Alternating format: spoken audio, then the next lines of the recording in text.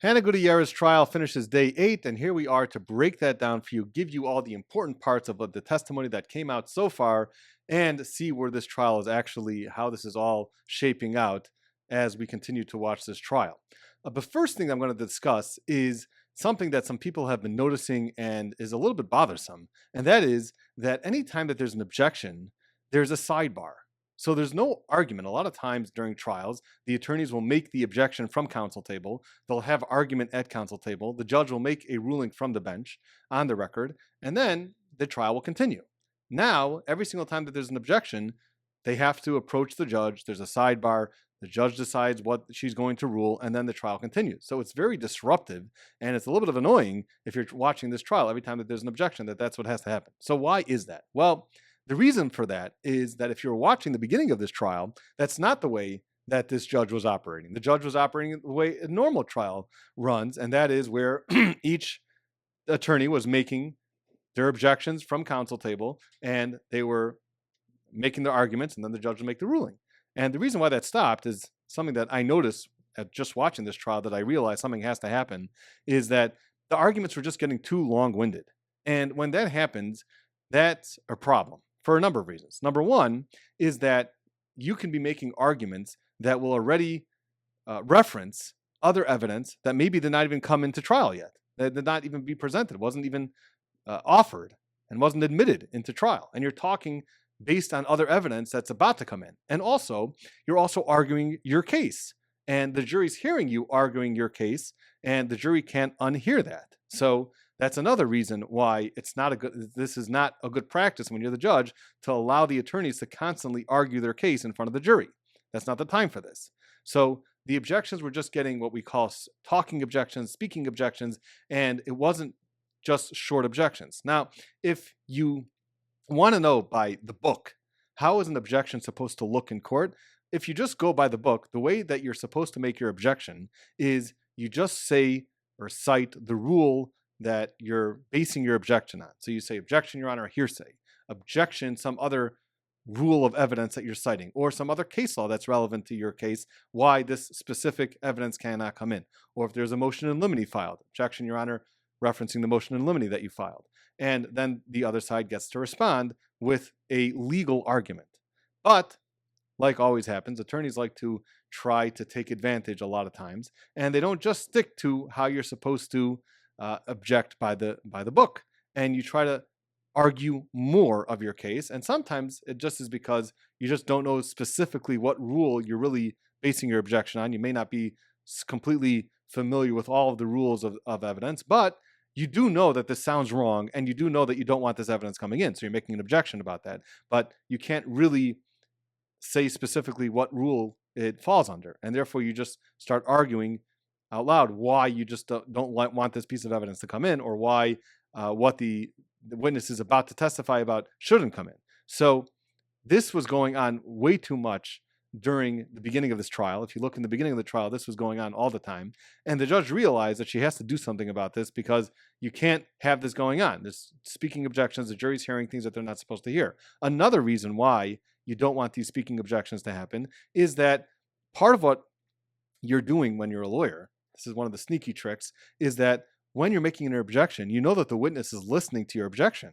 So you're going to say something in your objection that you want the witness to listen to and hear, and therefore you may be secretly coaching the witness what to be answering the question to, or to be being careful with what the answer that they're giving is. So that's another reason why, as the judge, you don't want the attorney objecting too much, because then really the attorney is really doing the testifying. The attorney they're really testifying, and they're just having that testimony come out from the witness's mouth after the witness hears what the attorney is objecting to. So this was going on way too much in the beginning of the trial. I noticed it right away, and I realized something's going to have to happen. And there's really two ways to deal with it. Some judges will say, we're not having any more speaking objections. She'll reprimand the attorneys and saying, stop this. I know what you're doing. You got to stop it. And you have to keep your objections short.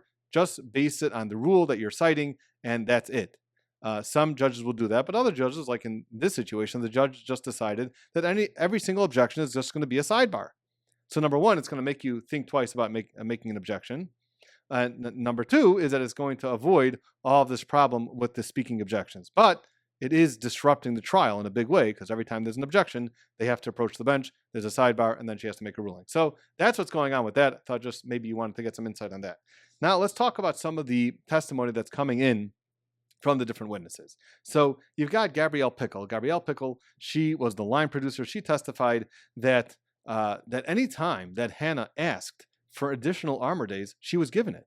So there has been an argument already that the defense made in the opening statements that she needed more armor days, and she was a part-time armor, and really this job required her to be a full-time armor. So there's a problem in production. Why would production only hire a part-time armor? They should have hired a full-time armor, or they should have given Hannah more days to be an armor. Well, Gabrielle Pickle gets on the stand and says, anytime that she asked for more armor days, we gave it to her. So that's going to really take some of the wind out of that argument that the defense is going to make. Also, she remembers that Hannah left the firearms, left the guns and the ammunition unattended to. This is also going to be a theme that you continually hear from each witness that testifies, that Hannah would leave her cart unattended to. There's ammunition all over the place. There's guns all over the place. It wasn't organized. You're going to continually hear that throughout the testimony. So that was another thing that she said. Another thing that she said was that she was impressed with Hannah's training. So Hannah did do a training, and she was impressed with Hannah. So you're going to hear conflicting testimony about this area. Did Hannah know what she was doing, or did she not know what she was doing? So you're going to hear from Gabrielle that, yeah, she was impressed by the training. She learned a lot of things. That's what she testified to. But on the other hand, she was unorganized, and there's other things that she left guns unattended to. So you're going to find some of that as well. So that you got that. And then another thing that they brought out was that there was actually a text exchange between Gabrielle and Hannah, where Gabrielle texted her that there's going to be no more training days, and Hannah said, right on. So, there's Hannah saying, okay, she's not asking for more training days. She doesn't feel that the cast needs more training days, or she needs more armor days. Otherwise, she would have texted something back and saying, no, not right on. She would have said, no, I need more days, or I need more training days. But then again, you can kind of make the argument that, well, again, we have Hannah, who's young, trying to get into the industry, trying to just do whatever people ask her to do, even though they're asking her to do the impossible. So she's trying to put up a good attitude, and that could be an argument made back in reference to specifically that text exchange. All right, let's move on. So now we had Brian Carpenter. Brian Carpenter is probably who you would want as your armorer. He's extensive training. He is in SWAT. He worked as an armorer for 100 projects. He was that type of military guy that you would want as an armorer on your set. And he came up with a lot of different rules, and he was very clear about how an armorer should act, and certain rules. And they showed him some videos about things that happened on the set, which he had a lot of problems with. And he would say that an armorer should never do that. There was guns all over the place, or there's a kid that had a gun. There's a stunt that was playing around with a gun. Guns were being pointed at different people to do things, like it was just, it looked like mayhem. It just was. And they showed him these videos, and they're like, the prosecutor was like, okay, tell me what's wrong with this video. And he just went on and on about all the problems and what the armorer should have done in those situations. Okay. Anyway, so some of the things that he said that you always have to check with two people with the dummy rounds. When you're going to put dummy rounds in the gun, you should always have two checks with dummies. He said a nice line: 2 is 1, 1 is none. And you check it once, that's considered none. You check it twice, that's considered 1. Meaning you have to always be extremely, extremely careful with guns. So that was another thing that he brought up. Another thing he said is that it's never good enough to just spin the revolver in front of the assistant director. That was one of the things that Hannah did right before this church scene, is that she took out the revolver and spun it around in front of the assistant director and said, look, they're all dummies. And no, he's like, that's not good enough. You got to take it out. You got to shake it. You got to make sure that those are actually dummy rounds.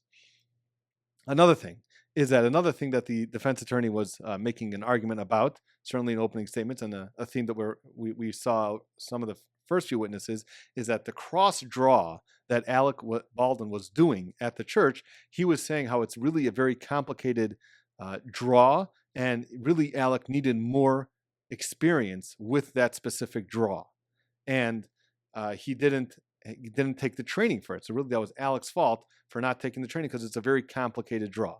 And here you have Brian Carpenter, who was asked, who's this amazing, very big expert on guns, and it was an armor and all that. And he said, they asked him, is there anything more complicated or difficult about a cross draw as opposed to any other draw? And he said, no, there's nothing really more difficult about it. So that kind of takes the wind out of that argument. Also, another thing that he was very critical about is that anytime that you're between scenes, as the armor, you got to take back all the guns. You don't just let the actors and the stunts run around with their guns between scenes. As soon as the scene is over, you take the guns back and you secure the guns. That's another thing that did not happen in this case. He also did say that there should have never been a part-time armorer on this set with all these guns and all these scenes with guns. He does agree that there should never have been a part-time armorer on this set. It should have been a full-time armorer on this set. But again, we know that they were very cheap. Production was trying to be very cheap in this set, and that's why they did it. It doesn't excuse it, but at least from his testimony, the defense did get out that Hannah should have never been part-time on this set. All right, then we had we had two producers that were called very, very short to the stand. It was very quick testimony, Ryan Winterstern and Nathan Klinger. And the reason why they called them is that we have this theme that the defense is arguing that Hannah kept complaining that she needs more armor days. And that's something that she said in some other hearing that she said in the hearing that she complained to some of the producers. One of the producers was named Ryan, another producer was named Nathan. And it was either she complained to both or one of them. And so they called these two producers and said, did Hannah ever ask you for more armor days? And they both said no. So there goes that. And then we had David Halls. So David Halls was the first assistant director, and he is really ultimately responsible for the safety. He is the safety coordinator. And then he actually explained a little bit more about the story about what actually happened. So in the church, this is after lunch when the incident happened, right before the incident happened, he said that what happened is that actually Hannah showed him an empty revolver. So she showed him that the gun's going to be completely empty. And that's the gun that he saw. And she then presumably handed it to Alec Baldwin. Then the next thing that he knows is that Hannah's standing next to him again and saying that she's going to load it with dummies. And there you can ask the question, why is she loading it with dummies? This is only blocking. By blocking, they don't even use a gun a lot of times, but some of the actors do like to use guns. So this would seem to suggest that Hannah brought the empty gun to Alec Baldwin. And Alec Baldwin said, no, I want to have the feel of a real gun. Maybe I want to have the dummies in there. I want to get used to it. So Alec was the one, it would seem to suggest from this testimony, that Alec was the one. Again, he didn't say this, but this is what it seems, that Alec asked Hannah, go put some dummies in there. And then she goes and she appears next to David Halls next. And David Halls, she shows David Halls the gun with the dummies inside. And that's where she was spinning the cartridge, showing him that they're all dummies. But he said, this is what he testified to, that he only saw 3 or 4 of them. And she did not fully rotate the entire revolver to the chamber to show all 6 rounds. She only showed him 3 or 4. And that was, he acknowledged, was his fault. And therefore, it came out that he actually entered a plea agreement for he entered a no contest for a negligent operation of a firearm. And he got some sort of 6-month probation with basically a slap on the wrist, nothing really too serious for that charge. But he did acknowledge that he only saw 3 or 4, and he was at fault for not making sure that all 6 were actually dummies. Now, after the shooting happened, he said that he just grabbed the gun because he had to find out what was in that gun. It didn't make sense to him that there was a live ammunition on the set. It just made no sense to him, and he was just wondering what in the world happened. And that's why he grabbed the gun. He asked Hannah to unload. Well, he said that he grabbed the gun, and then he asked Hannah to unload the gun, and that was over the cart, and that's where he realized that there was actually a live bullet in there. Another thing that he said he never told her to leave the church. Apparently there's going to be some sort of argument that maybe they told Hannah to leave the church, maybe attend to props or some other props, but he said that he never told her to leave the church. Another thing that he testified was that, again, he felt that Hannah was very diligent and Hannah was very competent and very knowledgeable. So here again, we're having testimony which is corroborating the fact that Hannah actually knew what she was doing and that he didn't have any concerns with her up until that point as being in the armor. He felt that she was doing her job very well. So there you have, again, another corroboration that she actually knew what she was doing.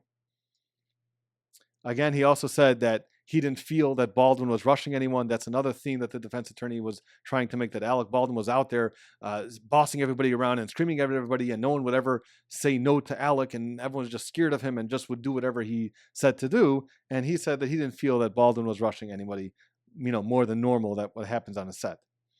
With respect to the safety bulletins being attached to the email, which is that came out in testimony from somebody else, was Ross Diego. So I think that was his name. I may have messed that up, but he said that the safety bulletins don't need to be attached to the email, and therefore, he didn't do it. Now, there's a lot of talk about the Video Village. Video Village was basically a tent which was set up. Seems that it was completely dark in there, and that was a place where you can watch everything that's going on in crystal clear monitors and see exactly what's going on, meaning that the directors don't actually need to be on scene. They can see everything from this place called Video Village. And that's where technically Ms. Hutchins and Mr. Souza could have been, or would have been, if the camera crew didn't quit that morning. Remember, the camera crew quit.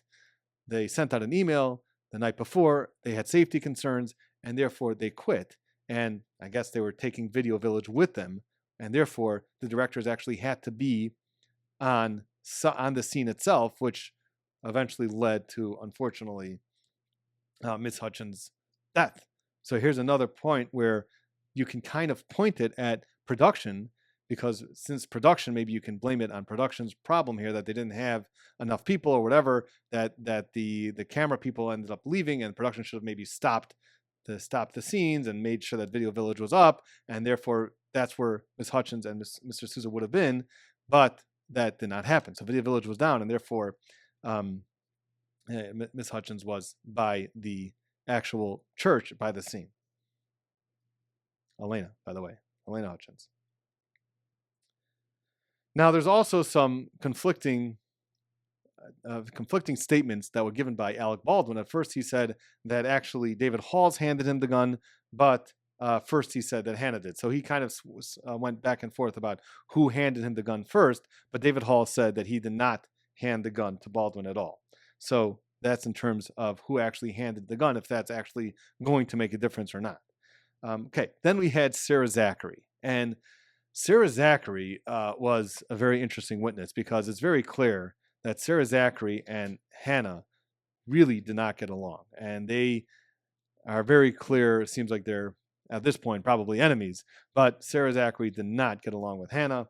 And but it was a very strange situation, because at one point, Sarah is actually supposed to be assisting Hannah with the guns and the ammunition. And then for props, Hannah is supposed to be assisting Sarah. So who exactly is the boss and who exactly is the assistant didn't seem to be clear, which can always lead to people getting upset with each other. Who exactly is the boss, who is not? And it was very clear that they were not friendly to each other at all. Now, she also said that she threw out the dummies. She threw out the dummies from the other guns, not the gun that was involved. She threw out the other dummies because she said that she was in a panic. She's in a panic, so she just threw them out, and it was taken away, and there's no way to retrieve those dummies, which is a little weird how that ended up happening, but that was her testimony. She also, very clear, she was also granted immunity in this case, by the way. That came out during cross. And she also wanted to have Hannah fired. So that was, again, showing the animus between Hannah and Sarah Zachary. And she actually was quoted as saying that she hopes Hannah is thrown in jail. So you see very clearly that Sarah did not really like Hannah that much. We had Joel Souza, who testified. Joel Souza testified, and he The only thing that came out, not the only thing, but I think what's significant that came out from his testimony was that the gun was not supposed to be pointed at anyone. The scene was really just Alec pulling the gun out. So how in the world was that gun pointed at anybody? That was Alec going off script. So that seems to have been made clear from Joel Souza's testimony that the gun was not supposed to be pointed at anyone. Even in scenes, by the way, where guns are pointed at somebody, they're not really pointed at somebody. That was another point that the defense made. So here we have where Alec was not supposed to be pointing the gun at anyone. So there can be right there an argument for Hannah that if Alec's not supposed to be pointing the gun at anyone, even if there's a live bullet in the gun, it should have never gone off and it should have never been pointed at Elena, and there would never be another death. So there you go. That's what came from that. We also have Mamie Elizabeth Mitchell, who was a script supervisor. She testified that Hannah was very inexperienced, very unprofessional. Normally, the armor is very focused, methodical, and organized, and she was not. And again, we're hearing both of these conflicting stories about Hannah, whether she knew what she was doing or she did not know what she was doing. And then she said everything about the cart was wrong, it was unorganized, and she did not appreciate Hannah for her role. And then again, also she said that scene also did not require the gun to be pointed at anybody. So again, Alec, what is he doing pointing that gun at anybody? Then you had Rebecca Smith. She was the one who Hannah gave this powder to, which seems to be cocaine, that Hannah gave Rebecca this powder of cocaine, and she was texting her back later, I'd like to have my stuff back. So that's also going to be part of the charge. So they had to bring her in to set the stage for that. So that's what she testified about.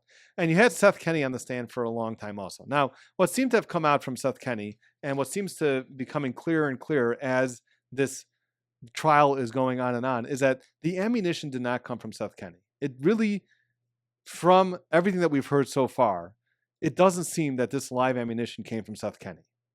So again, another argument that the defense made was that Seth Kenney was the main supplier of ammunition on the set, and it's very likely that the live ammunition came from a previous set that he was doing with Yellowstone 1883, and that's where this live ammunition came from. It seems to be coming out pretty clearly that the ammunition did not come from Seth Kenney.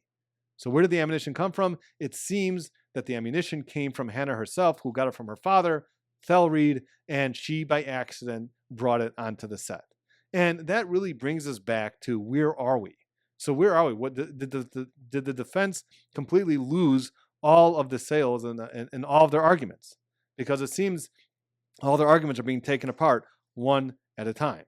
And that really brings us back to what I've been saying all along in this trial. It's really not going to come down to whether Hannah was negligent. I think what we're seeing is that Hannah was very knowledgeable. She had a father like Thel, who everyone was saying was a real expert in guns and a real expert in ammunition, and he was an expert armorer, and he could have trained in Hannah a lot. And Hannah could have gotten a lot of knowledge and experience from hanging out with her father, Thel. So I think that that's becoming clear, that she really did know a lot about guns. But that doesn't mean that you're cut out to be the armor position in a set.